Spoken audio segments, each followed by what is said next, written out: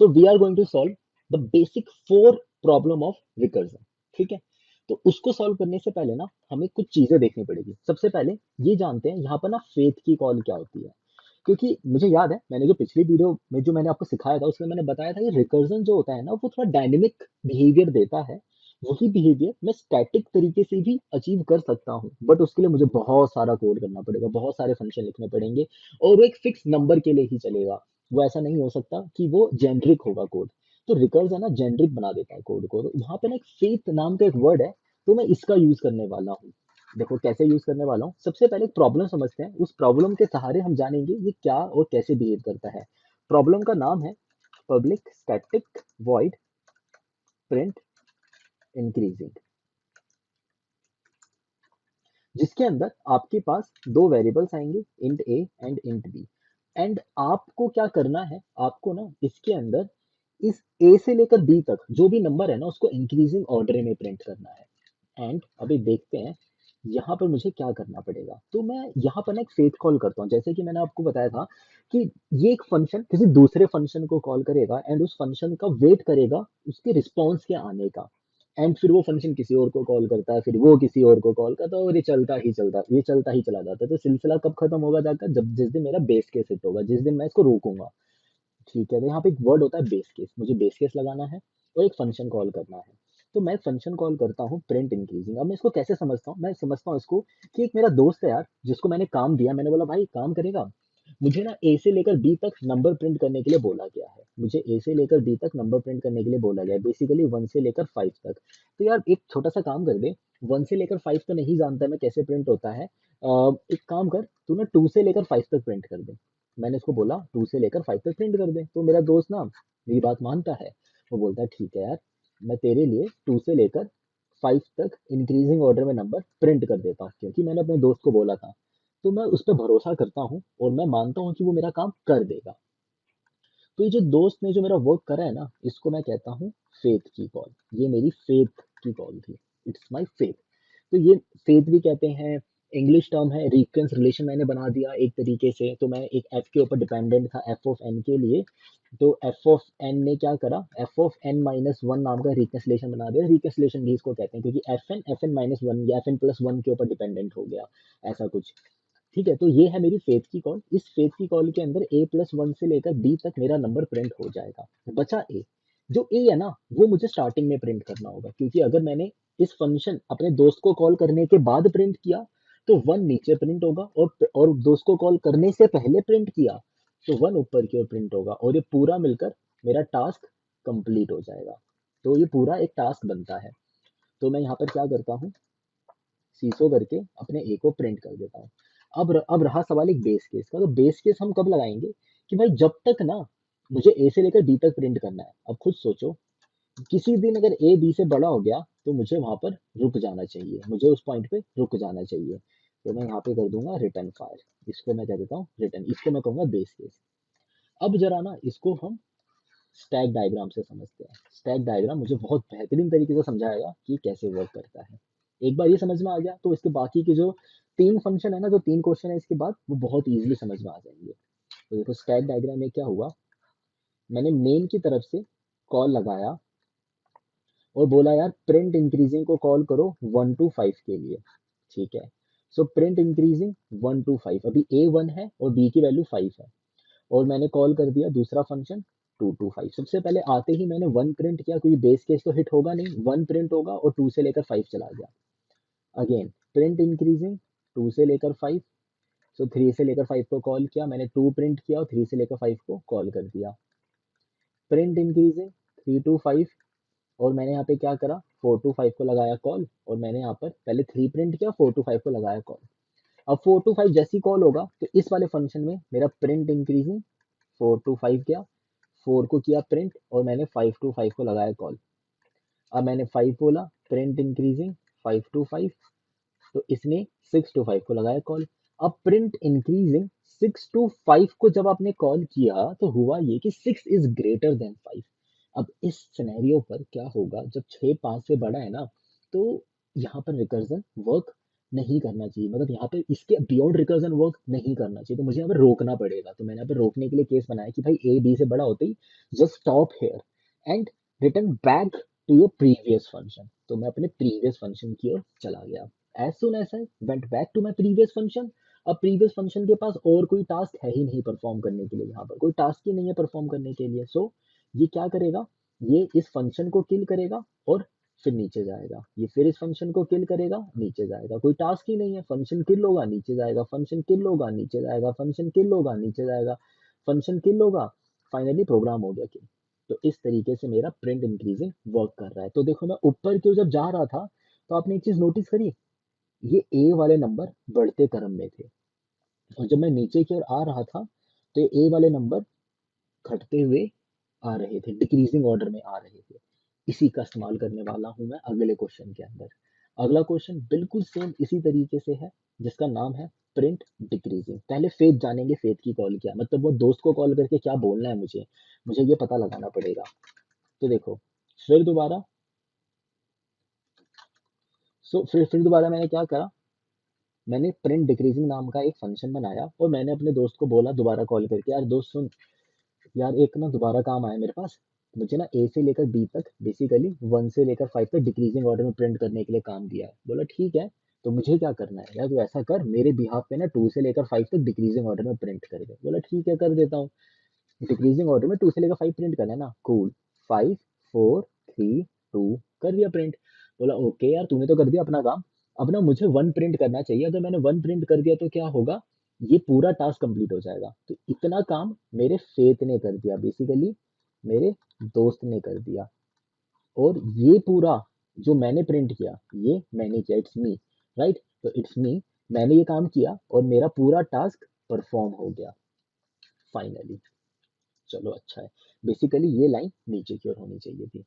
अब अगर आप इस वाले फंक्शन का स्टैक डायग्राम देखोगे, तो फटाफट इसका स्टैक डायग्राम बनाते हैं, क्योंकि मैं जल्दी से जल्दी वीडियो कंप्लीट करनी है, तो आपको समझ में आएगा कि स्टैक डायग्राम के अंदर क्या हो रहा है।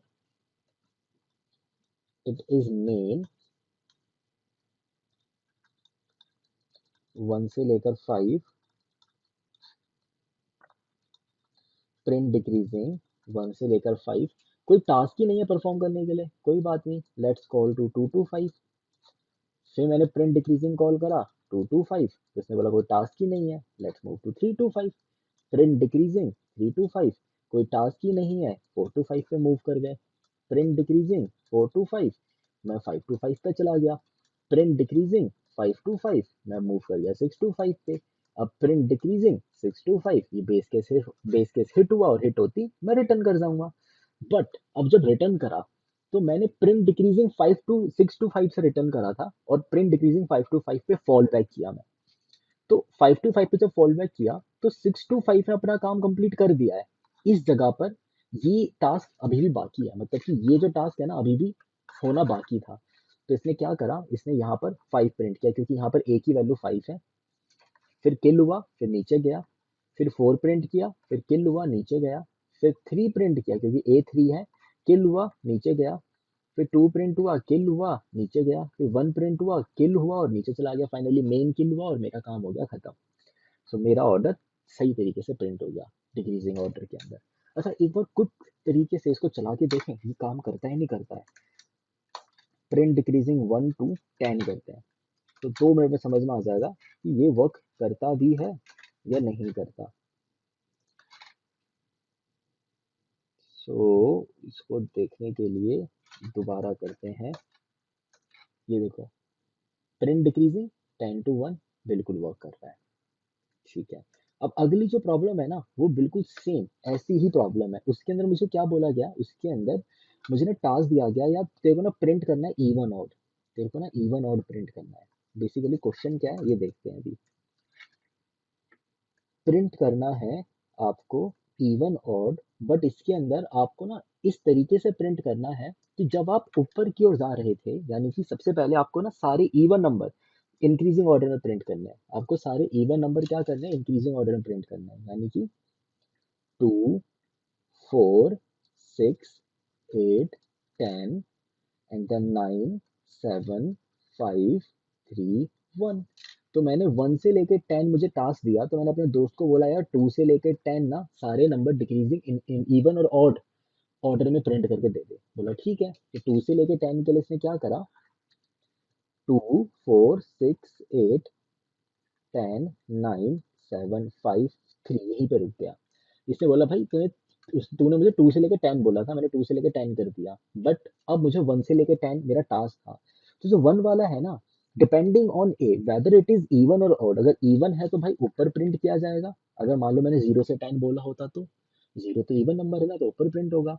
नहीं तो अगर 1 है, 1 तो मेरा ऑड नंबर है, तो नीचे की ओर प्रिंट होगा। तो डिपेंडिंग ऑन दी कंडीशन कि ये मेरा इवन है या ऑड, यानी कि मैं यहाँ पे लगाऊंगा चेक कि if a modulus 2 is equal to 0 then print a, otherwise otherwise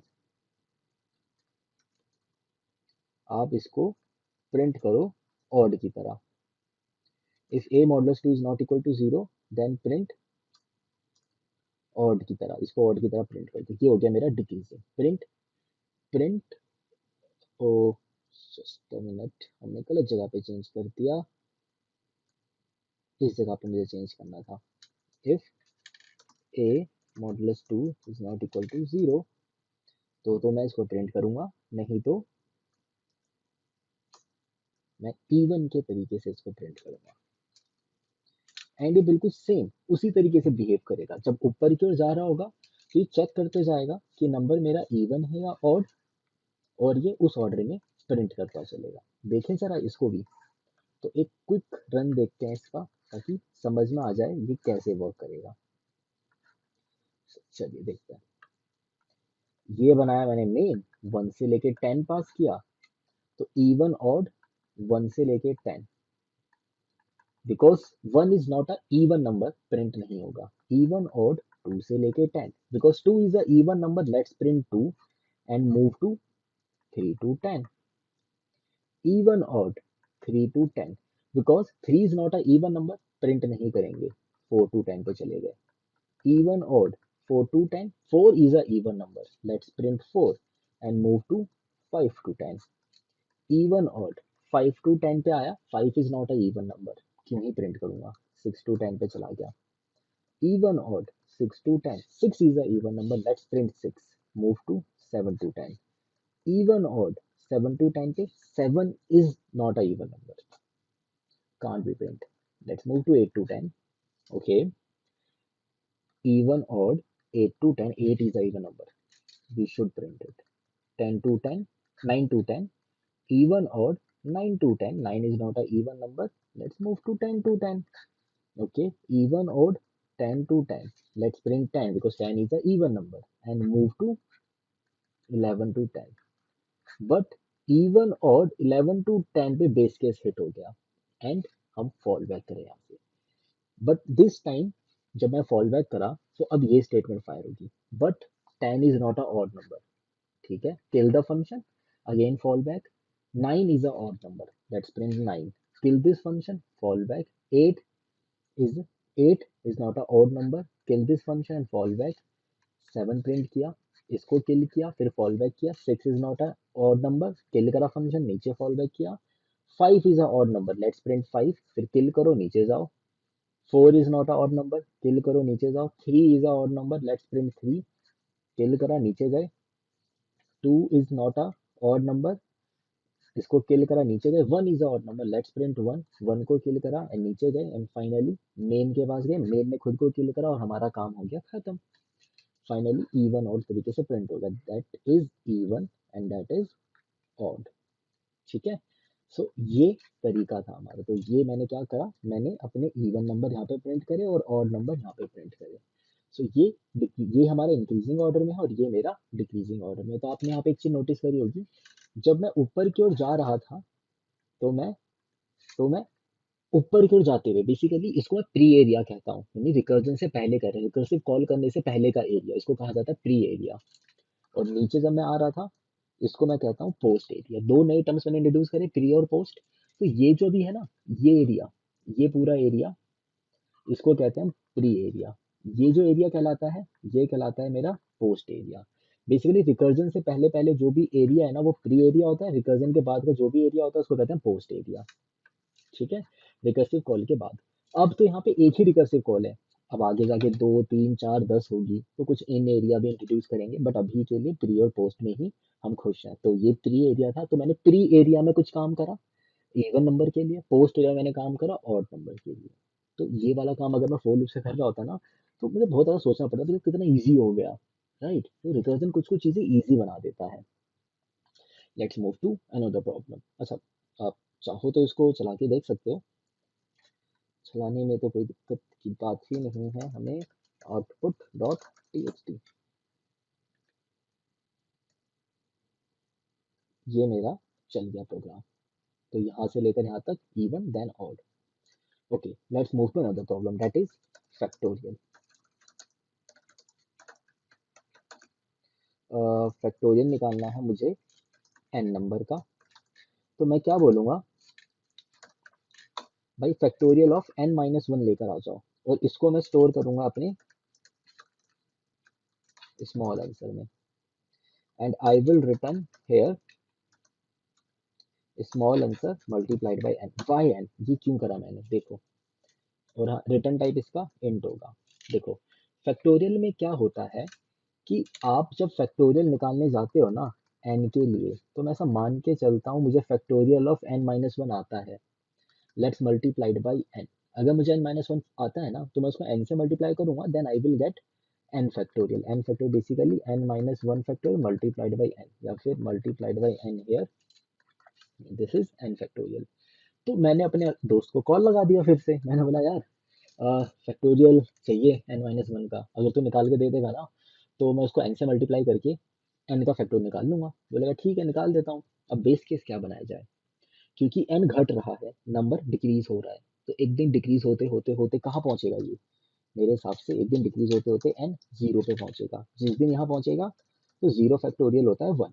why it is 1, because एक पैटर्न होता है, मतलब एक पैटर्न के हिसाब से फॉलो करते जाता है। तो उस पैटर्न के अकॉर्डिंग जो हमारा n फैक्टर होता है ना, हम जब जीरो फैक्टर होता है वो 1 माना जाता है। क्यों, थोड़ा सा इसके ऊपर भी देख ही लेते हैं कि क्यों ऐसा होता है कि जो फैक्टोरियल है वन, जीरो फैक्टर 1 होता है। देखो, 5 factorial can be written as 5 4 3 2 1। 4 factorial can be written as 4 3 2 1। 3 factorial can be written as 3 2 1। 2 factorial can be written as 2 1। 1 factorial can be written as 1। तो 0 factorial 1 मल्टीप्लाई 1 कह लो इसको, या सीधा 1 ही कह लेते हैं, कैन बी रिटर्न एज 1। और 0 factorial हमारे लिए क्या होना चाहिए देखते हैं। देखो, इस पूरी इक्वेशन को अगर मैं 5 से डिवाइड करूं आई विल गेट 4 फैक्टोरियल। इस इक्वेशन को अगर मैं 4 से डिवाइड करूं आई विल गेट 4 फैक्टोरियल। इस इक्वेशन को 3 से डिवाइड करूं तो आई विल गेट 2 फैक्टोरियल। इस इक्वेशन को 2 से डिवाइड करूं आई विल गेट 2 फैक्टोरियल। इस इक्वेशन को मैं 1 से डिवाइड करूं आई शुड गेट 0 फैक्टोरियल। तो इसीलिए वो 1 होता है। इसको मैं डिवाइड करूंगा, इसको डिवाइड करने में मुझे क्या मिल रहा है, इस इक्वेशन डिवाइड करा तो मुझे 1 फैक्टोरियल का जवाब मिला था जब मैंने 2 से डिवाइड करा, तो इसको 1 से डिवाइड करूंगा तो मुझे 0 फैक्टोरियल जवाब मिलना चाहिए, तो 1 होना चाहिए। तो इस पैटर्न को फॉलो करते हुए मैं बोलता हूँ कि 0 फैक्टोरियल मेरा क्या होता है, 1 होता है। ठीक है, चलो, यानी कि जब बेस केस हिट होगा तो हम यहाँ पर रिटर्न कर देंगे 1। अब जरा ना इसको चला के भी देख लेते हैं, ये जो हमने इतना करा है इसको चला के देखेंगे तो समझ में आएगा। मैं यहाँ पे बनाता हूँ रिटर्न स्टेटमेंट के हिसाब से। इसको समझने के लिए मैंने क्या करा, एक मेन बनाया, f नाम का फंक्शन कॉल कर रहा है, तो एक f5 कॉल किया, इसने डबल f नाम के फंक्शन को कॉल करा 4, बस समझने के लिए। वही अपना पुराना तरीका लेकर जा रहा हूँ मैं। तो वही फैक्टोरियल है, फैक्टोरियल डॉट फैक्टोरियल को कॉल कर दिया, मान लेते हैं 2 मिनट के लिए ताकि क्लैरिटी अच्छी आएगी। सो डबल f नाम के फंक्शन ने ट्रिपल f नाम के फंक्शन को कॉल किया।